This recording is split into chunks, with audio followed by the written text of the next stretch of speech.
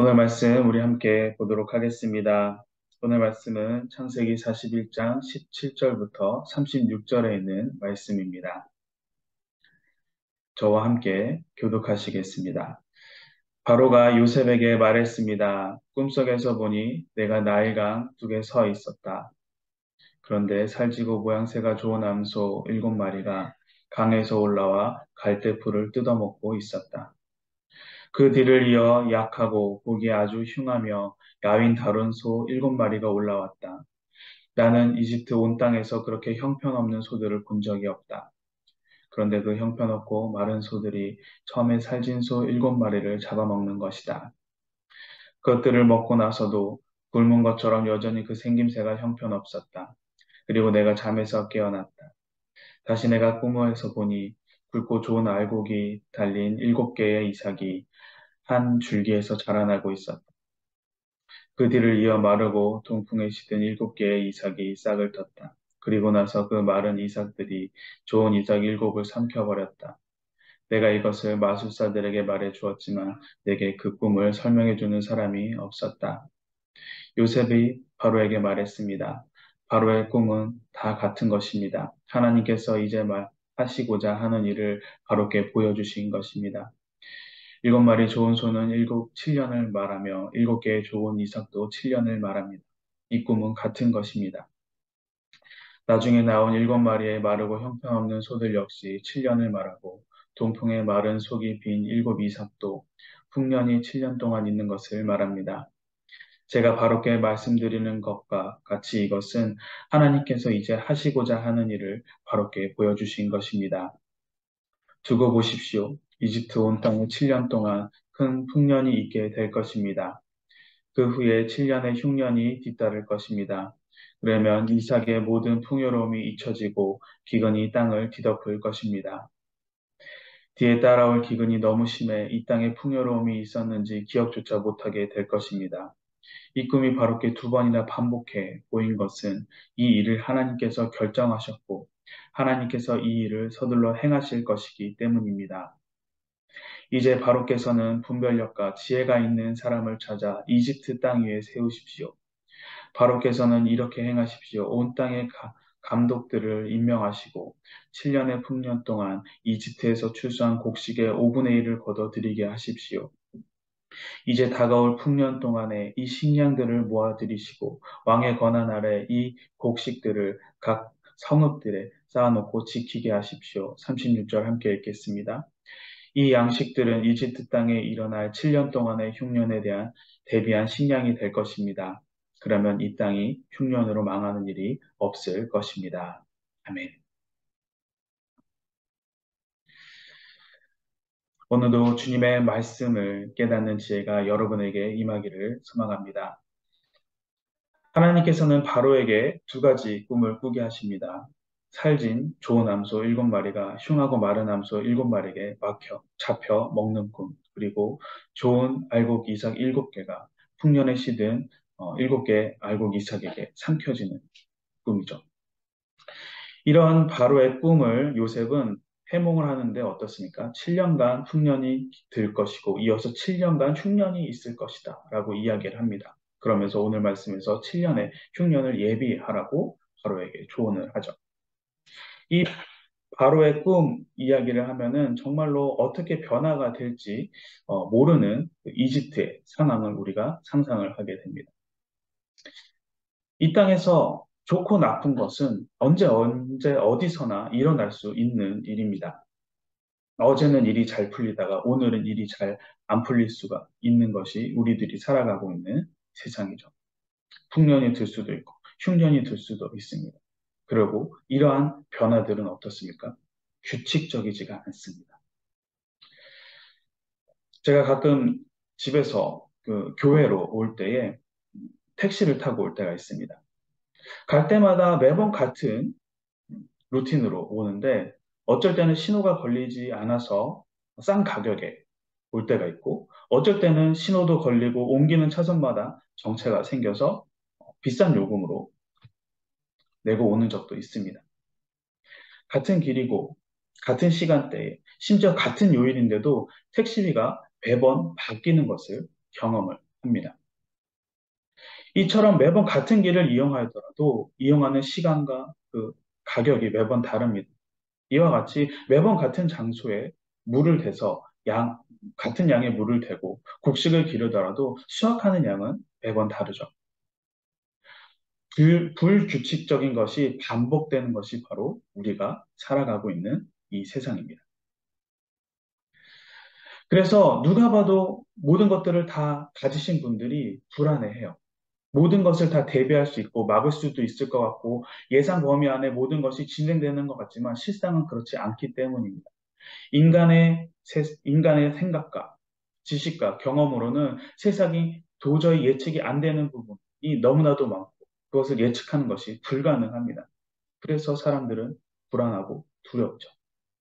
1분 뒤, 1초 뒤에 우리가 예상하지 못한 일들이 찾아와서 자신들을 힘들게 하고 고통스럽게 할까 봐.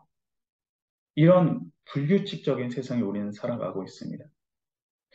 이런 세상에서 우리가 붙잡아야 할 것은 그 불규칙한 세상에서 가져오는 지식이 아닙니다. 세상에서 경험한 것들로 토대로 만들어진 그러한 불완전한 법칙이 아니에요. 우리가 붙잡아야 될 것은 이 땅을 창조하신 분의 지혜를 붙잡아야 합니다.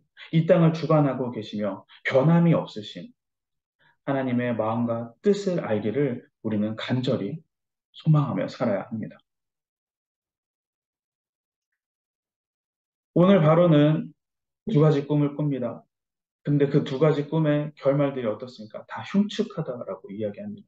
그래서 그 흉측한 그 꿈의 끝을 보고 바로는 마술사들을 부르고 지혜자들을 부릅니다.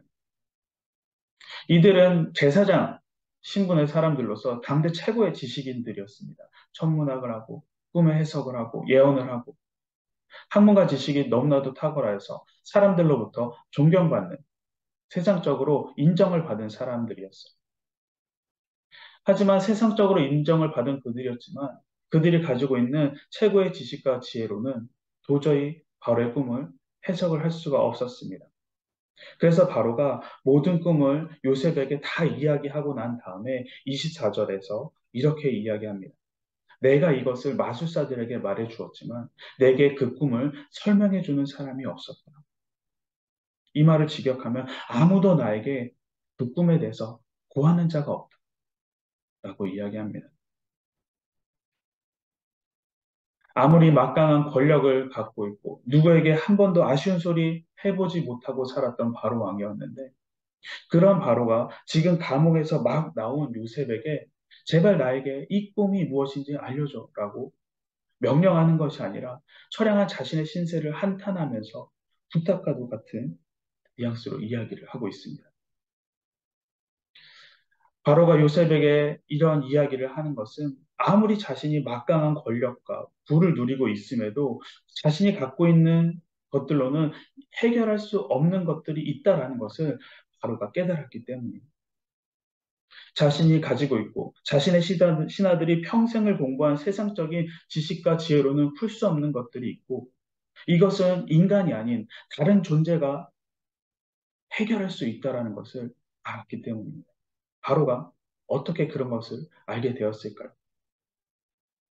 인간적인 기준으로 당대 최고라고 하는 것들이 먹히지 않는 것을 확인을 하고 그것을 내려놓기 시작하니까 그것을 포기하니까 손을 놓으니까 앞을 가리고 길을 막고 있던 것들이 바로의 마음에서 벗어버립니다. 벗어났습니다. 그러자 어제 말씀 16절에서 하나님께서 바로께 평안한 대답을 주실 것입니다. 라고 말한 요셉의 말이 눈에 보이기 시작하는 거예요. 그래서 처음에는 똑같이 꿈 얘기를 해주다가 그 꿈 이야기를 다 하고 마지막에는 자신에게 하나님께서 대답해 주실 것입니다. 라고 말한 그 요셉이 말한 그 하나님. 이 꿈을 설명해 줄 사람은 없는데 내가 말한 하나님은 뭐라고 하시니? 라고 하나님의 말씀을, 하나님의 말을, 응답을 기대를 합니다. 자신의 아직과 세상의 방법들, 그리고 자신이 경험한 걸로부터 오는 일반적인 세상의 것들을 다 내려놓으니까 하나님이 눈에 들어오기 시작합니다. 여러분 지금 고난 중에 고난 중으로 인하여서, 힘듦으로 인하여서 앞이 보이지 않거나 풀려지지 않는 문제들 가운데 혹시 있으신가요? 그렇다면 그것을 해결하기 위해서 세상의 방법들만을 혹시 붙잡고 계시지 않는지 한번 돌아보시기 바랍니다. 그리고 그것들을 내려놓으시고 하나님께서 우리에게 말씀하시는 음성을 들을 수 있도록 그것을 듣고도 깨달을 수 있도록 하나님을 먼저 구하고 하나님의 지혜를 구하시기 바랍니다. 그럴 때 여러분 곁에서 언제나 여러분의 기도를 들으시고 찬양을 들으시고 우리의 마음까지도 아시는 주님께서 여러분이 세상의 무미건조한 것들을 벗어버리고 하나님께 나온 것을 기뻐하십니다. 그리고 응답하십니다. 주님의 선한 길로 인도함을 받는 축복이 여러분에게 임하기를 축원합니다. 바로에게 26절과 27절을 통해서 7마리 좋은 소와 7개의 좋은 알곡 이삭이 7년 동안의 풍년인 것과 그리고 마른 소와 그리고 7개의 마른 이삭이 7년의 흉년인 것을 말한 7년이라고 요셉이 이야기를 합니다. 그러면서 이어서 이렇게 이야기합니다. 28절 함께 읽도록 하겠습니다. 제가 바로께 말씀드린 것과 같이 이것은 하나님께서 이제 하시고자 하는 일을 바로께 보여주신 것입니다. 요셉은 자신이 해석한 꿈의 내용을 가지고 하나님께서 이제 하고자 하시는 일입니다. 라고 이야기합니다. 25절에서도 동일한 내용을 요셉이 이야기하죠. 하나님께서 이제 하시고자 하는 일을 바로에게 보여주신 것입니다. 라고 이야기합니다. 요셉은 바로 왕에게 일어난 그 모든 일들에 있어서 그 주체가 되는 것이 그리고 그것을 계획하시고 전하게 하시고 보여주시는 분이 모두 하나님이다라고 밝힙니다. 요셉이 이 이야기를 할 때 그때 상황이 어떤 상황이었을까요? 바로와 그냥 둘만의 은밀한 만남 중에 일어난 대화가 아니었을 것입니다. 그때는 아마 주변에 바로와 함께하는 이들, 이집트의 행정가, 국정가, 여러 요직에 있는 모든 중요 직책에 있는 사람들이 다 불려져 앞에 나와 있었을 거예요. 그 앞에서 요셉이 없었습니까? 하나님이 어떠한 분이신지를 지금 선포하고 증거를 합니다. 하나님의 살아계심을, 능력 있으심을, 인간보다 더 위에 계신 분이 계시고, 너희들이 믿는 그런 하찮은 신에게 아무리 절을 하고 요구해도 아무것도 이루어지지 않지만, 하나님께서는 모든 것을 하실 수 있는 분이라는 것을 그들 앞에서 확실하게 전하고 있습니다. 여러분, 그런데 생각해 보세요. 이렇게 하나님을 요셉이 증거를 하는데 이때는 어떻습니까? 요셉이 해석한 일들이 아무것도 일어나지 않은 때, 숙면이 1년도 일어나지 않는 때입니다. 일어나지 않을지 그때가 돼봐야 알 수 있는 상황인데 불안해하면서 꿈이 어떤 내용인지 알고 싶어하는 바로왕 앞에서 아직 일어나지 않은 일들을 이렇게 당당하게 선포하는 것 여러분 쉬운 일일까요? 바로의 말 한마디면은 빵 굽는 관원이 그 자리에서 바로 죽는 때였습니다.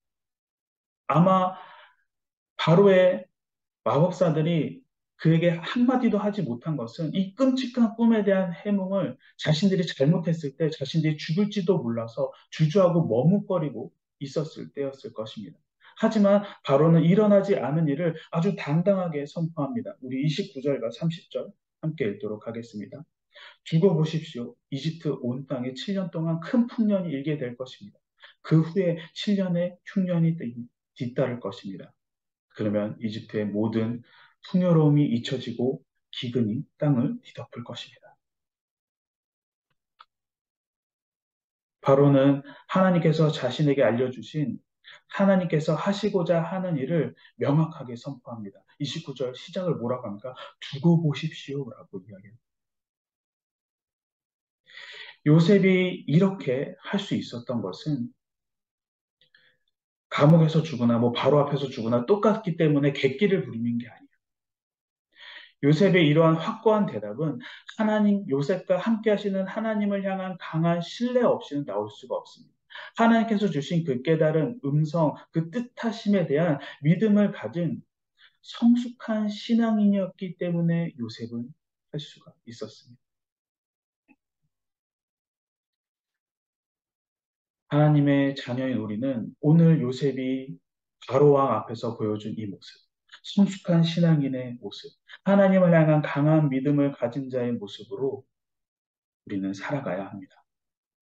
세상에 어디에서 무슨 일이 일어나건 어떤 상황에서건 하나님을 담대하게 전하시고 하나님을 향한 그 믿음이 흔들리지 않는 여러분 되시기를 주님의 이름으로 간절히 소망합니다. 우리 32절 함께 읽도록 하겠습니다.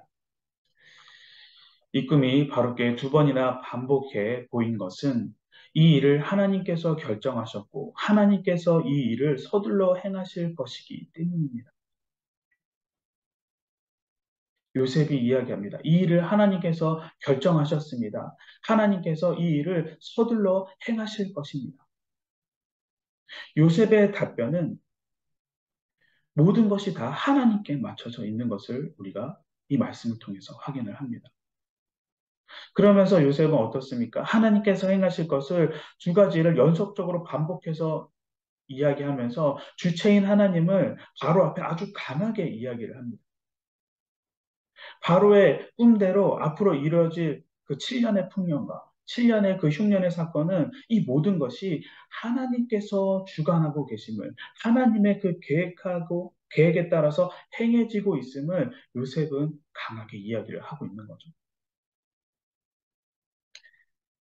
바로의 꿈을 통해서 하나님께서 목숨 하나를 살리고자 결정하시고 이것을 요셉의 그 목숨 하나를 살리고자 결정하시고 행하는 것 같지만 여러분, 하나님의 계획은 단지 요셉 하나를 살리고 총리로 세우는 것으로 끝이 나는 것이 아닙니다.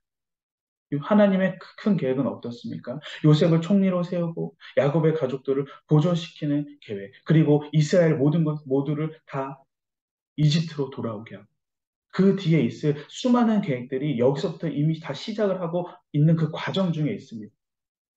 그래서 그 과정의 끝은 무엇입니까? 인류 구원이라는 아주 큰 그림을 하나님께서는 그리고 계십니다. 그리고 하나님께서 그 계획을 이루어가고 계시는 과정이죠. 하나님이 계획하고 계시고 그리고 계신 큰 그림은 요셉과 단지 그 구약 인물의 안에서만 한정되어 있는 것이 아닙니다.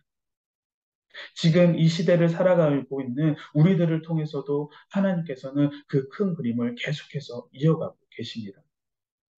이렇게 주님께서 우리를 통해서 그리시는 그림에 우리가 맡은 역할은 그림을 그리기 위한 부채 역할을 우리가 해야 합니다. 그 붓을 잡고 있는 손이 되어서는 안 돼요. 하나님이 하나님의 그 크신 그림을 그리기 위한 붓으로 하나님의 도구로 하나님의 일꾼으로 우리는 이 땅에서 쓰임 받는 자들입니다. 그렇기 때문에 우리들의 삶은 그 삶 속에서 내가 자주 등장해서는 안 될 것입니다. 하나님이 주어가 되어서 하나님의 생각을 품고 하나님의 결정을 따라서 하나님의 그 행하심을 따르는 삶을 우리는 이 땅 가운데 살아야 합니다.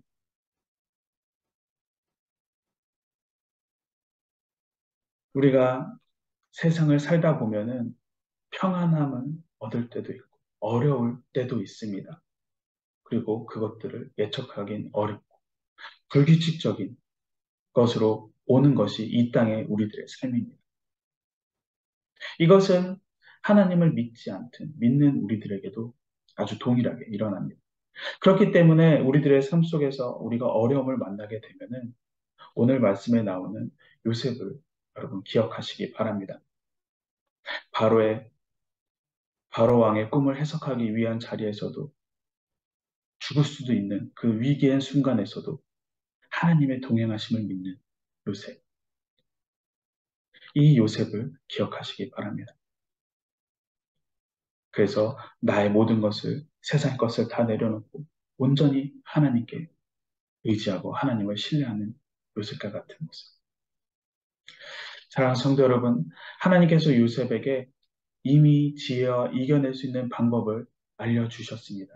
그리고 하나님께서는 그 뒤에 이어질 그 그림을 계속 그릴 수 있도록 요셉을 쓰신 것처럼 앞으로 우리들도 하나님의 도구가 되어서 이 땅 가운데 쓰임을 받게 하실 것입니다. 언제나 우리 편에 서서 동행하시고 지혜를 주시고 선한 길로 인도하시는 주님을 신뢰하며 나아가십시오. 주님의 도구로 쓰임받는 큰 축복을 누리는 여러분 되시기를 주님의 이름으로 간절히 소망합니다. 우리 함께 기도하도록 하겠습니다.